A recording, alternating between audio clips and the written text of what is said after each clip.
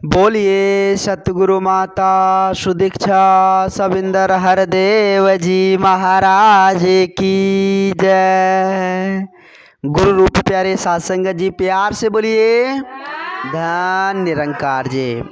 वाकई में साध संगत जी बड़ा ही खुशी का समा, बड़ा ही आनंद का पल होता है साध संगत जी जब हम सत्संग में भाग लेते हैं। संत महात्माओं के अमूलक वचन को, विचार को श्रवण करने की हर संभव कोशिश करते हैं साध संगत जी। तो आओ साध संगत जी विचार करें। संत महात्माओं ने बड़े सुंदर भाव से हम इंसानों को साध संगत जी समझाए हैं। साध संगत जी कहते हैं कि निंद्रा भोजन भोग भय एह नर पशु समान। ध्यान दीजिएगा साध संगत जी, बहुत ही सुंदर शब्दों में लिखा हुआ है। कहते हैं कि निंद्रा भोजन भोग भय एह नर पशु समान, ज्ञान अधिक एक नरन में ज्ञान बिना पशु जान। वाकई में साध संगत जी विचार करना होगा कि इंसान में और पशु में साध संगत जी वही खाना पीना सोना भोग भय समान है साध संगत जी, उसमें कोई विभिन्नताएं नहीं है। जो पशु जिस प्रकार से खाता पीता है उसी प्रकार से हम भी खाते पीते हैं, सोना भी उसी प्रकार से, मतलब हर चीज़ समान ही दिखता है। लेकिन साध संगत जी एक चीज़ है जिसमें समानता नहीं है, वो हम इंसानों के पास अधिक है। वो क्या है? ज्ञान। ज्ञान की दृष्टिकोण से अगर देखा जाए तो उस जानवर से अधिक ज्ञान है हमारे पास। समझ की दृष्टिकोण से अगर देखा जाए तो साध संगत जी समझ हमें ज़्यादा है। विचार करना होगा साध संगत जी कि आखिर ये समझ परमात्मा ने हमें क्यों दी है, आखिर उनसे ज़्यादा समझ हमें क्यों दी है, इस पर विचार करना होगा साध संगत जी। और साध संगत जी संत महापुरुष समझाते हैं कि समझ इसलिए दी है ताकि इनसे भी ऊंचा दर्जा हमें मिले। समझ इसलिए मिली हुई है ताकि हम परमात्मा को प्राप्त करें। समझ इसलिए मिली हुई ताकि इसको जान कर, इसको पहचान कर हम भक्ति करें। इसलिए साध संगत जी हमें समझ मिली हुई। लेकिन क्या कर रहे हैं आज साध संगत जी? हम गफलत की नींद में सोकर इस अमोलक समय को यूं ही व्यर्थ करते चले जा रहे हैं। इस अमोलक समय को यूं ही बर्बाद करते चले जा रहे हैं साध संगत जी। आओ साध संगत जी ये समय, इसकी महत्ता को समझे। जब तक इस समय की महत्ता को हम नहीं समझेंगे तब तक बात बनने वाली नहीं है। संत महापुरुष सदा इस धरा धाम पर आकर हम इंसानों को यही समझाते हैं, क्या इंसानों समझ जाओ, अभी भी वक्त है संभलने का। अगर अभी नहीं संभलो तो फिर बाद में संभलने का मौका भी नहीं मिलेगा। आज समय के रहबर सतगुरु माता जी आज इस धरा धाम पर आकर हम इंसानों को चेतन कर रहे हैं। हम इंसानों को समझाने की हर संभव कोशिश कर रहे हैं, प्रयास कर रहे हैं कि इंसान समझ जाओ, कह रहे ना। लेकिन हम क्या कर रहे हैं? समझने का नाम ही नहीं ले रहे हैं, सुन ही नहीं रहे हैं, ध्यान कहीं और है, ध्यान ही भटक जा रहा है। सत्संग सेवा की बात क्या होगी? ध्यान ही नहीं, समझ ही नहीं है, कैसे बात बनेगी? दिमाग में हजार तरीके का, हजार टाइप का बात आ जाता है कि कल यहाँ परसों वहाँ, मतलब ज्ञान वाली बात एडजस्ट ही नहीं हो रहा है। तो कैसे बात बनेगी? कैसे मोक्ष को प्राप्त करेंगे? विचार करना होगा साध संगत जी। सच्चे सदगुरु की असीम कृपा से जो ब्रह्म ज्ञान की दात हम सभी को मिला हुआ है, साध संगत जी इसको अपने जीवन में उतार ले। इस ब्रह्म ज्ञान की महत्व को हम समझ जाएं। जब तक ज्ञान को कर्म में नहीं डालेंगे तब तक साध संगत जी कोई मंजिल नहीं मिल पाएगा। तो इस ब्रह्म ज्ञान के महत्व को समझकर इस ज्ञान को कर्म में डालनी है साध संगत जी। होता क्या है, हम ज्ञान भी लिए हैं, ज्ञान तो ले लिए, सतगुरु ने हमें तो ज्ञान दे दिया, लेकिन साध संगत जी ज्ञान प्राप्ति के बाद भी हमारे जीवन में कोई परिवर्तन नहीं हो रहा है, कोई चेंजिंग नहीं हो रहा है। इसका क्या मतलब है? कि हम ज्ञान पर अमल नहीं किए। ज्ञान पर हम अमल नहीं किए, ज्ञान को कर्म में नहीं डाल पाए, इसलिए साध संगत जी चेंजिंग नहीं हो रही है।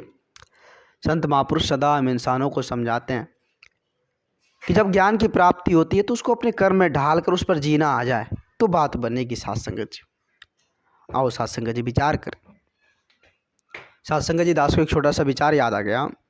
एक बार की बात है, गौतम बुद्ध जी को जब ज्ञान की प्राप्ति हुई थी तो बहुत सारे लोग उनसे पूछते थे कि महाराज आपको ज्ञान में क्या मिला, आप जो ज्ञान की प्राप्ति किए हैं तो आपको ज्ञान में क्या मिला।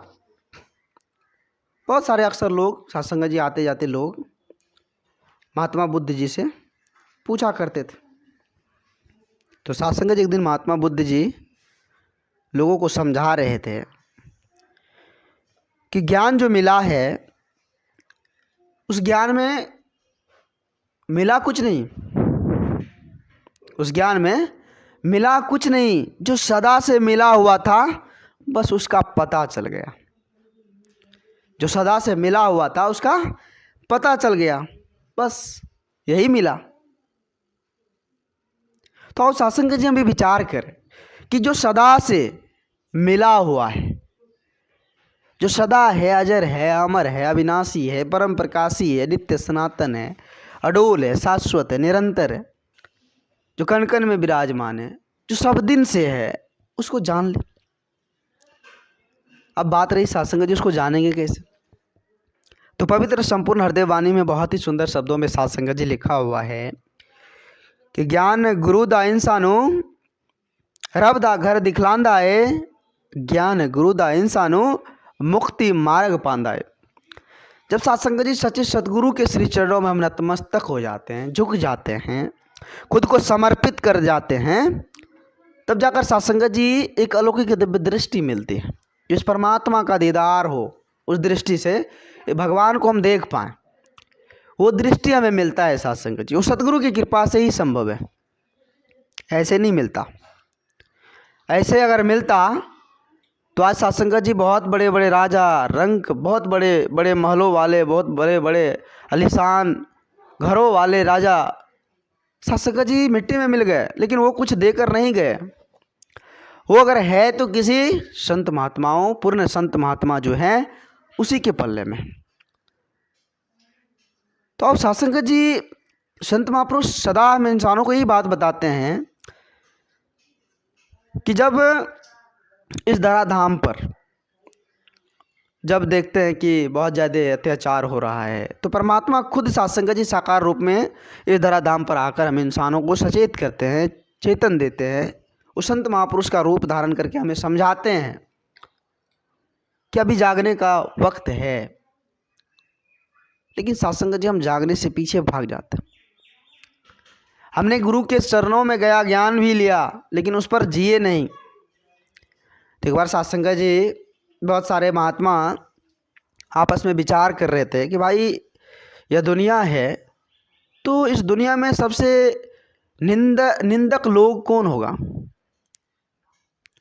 सबसे निंदक लोग कौन होगा, उस पर थोड़ा विचार करना होगा। आखिर कोई तो होगा कि जो सबसे निंदनीय होगा, है ना। तो सभी महात्मा लोग आपस में चर्चा कर रहे थे कि इस धराधाम पर कोई ऐसा तो होगा जो निंदनीय होगा, सबसे ज़्यादा निंदनीय कौन होगा।